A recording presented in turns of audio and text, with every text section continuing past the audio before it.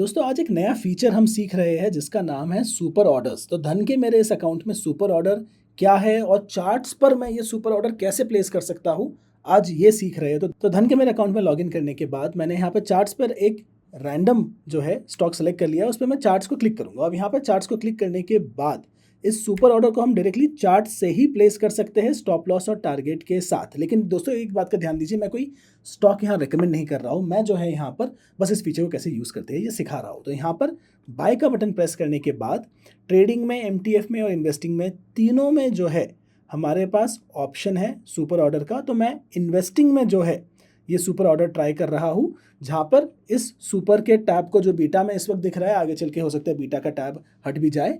Beta में जो दिख रहा है ये सुपर टैब, इसे मैंने क्लिक कर दिया है। और यहाँ पर परचेस करने के लिए आप या तो एक लिमिट प्राइस सेट कर सकते हैं, ऑफ कोर्स अपनी क्वांटिटी सेट कीजिए। मैंने क्वांटिटी को एक ही रहने दिया है क्योंकि ये एक सैम्पल ट्रेड है।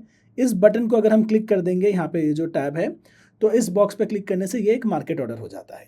अब इसी के साथ आपका टारगेट और स्टॉप लॉस जो अगले 1 साल के लिए वैलिड है, देखिए टारगेट और स्टॉप लॉस इन्वेस्टिंग में और एमटीएफ में यहाँ पर 1 साल के लिए वैलिड होता है।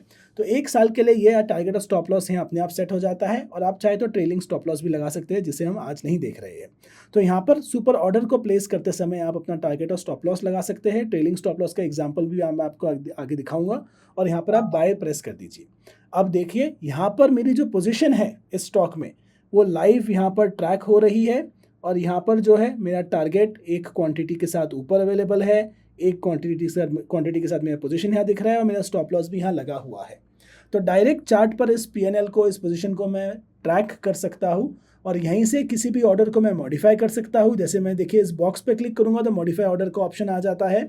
अगर मैं क्रॉस पे क्लिक करूँगा तो वो ऑर्डर कैंसिल भी हो सकता है।